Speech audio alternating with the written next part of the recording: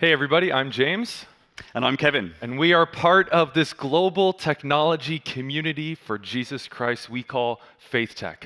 All over the world, there's believers working in tech, in places like Google, Apple, Amazon, Facebook, tech startups. Unfortunately, a lot of us feel isolated, alone, misunderstood, underutilized. I had a friend summarize it well. He said to me, James, I go to church and no one understands my work. It's like I speak a different language. And then I go to work and no one understands my faith. I feel misunderstood in both places. Another friend, she works at Google. She said, James, I met with my pastor. My pastor's like, oh, you work at Google. Can you run PowerPoint? You know?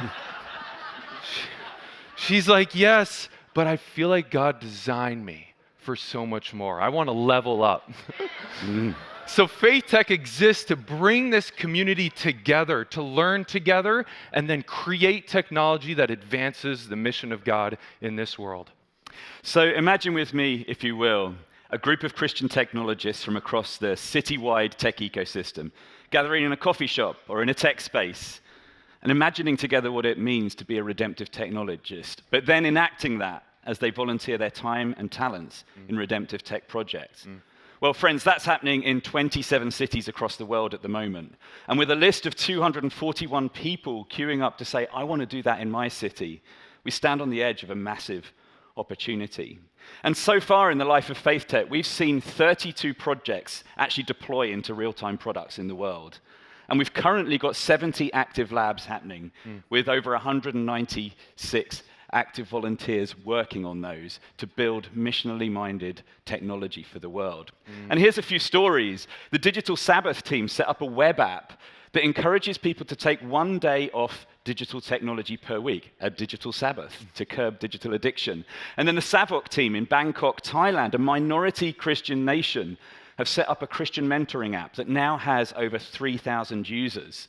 And then there's the Searching for Hope team, who started by buying the domain name howtokillyourself.org, but filling it with healing content that helps prevent suicide. They're now buying up every worst domain name you could think of in the world and redeeming it for Jesus right now.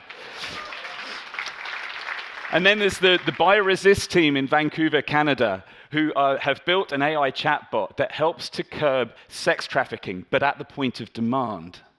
And then the Share Bibles team, who built an app that has already recorded 196,000 Bible distributions by mission organizations through the world.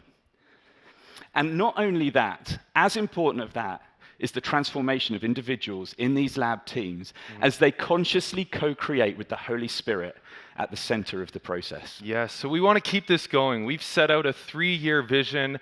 We are prayerfully hoping that we can go from 27 cities to 100 cities in the next 3 years. That's 1,000 people creating, building these types of products that Kevin just mentioned.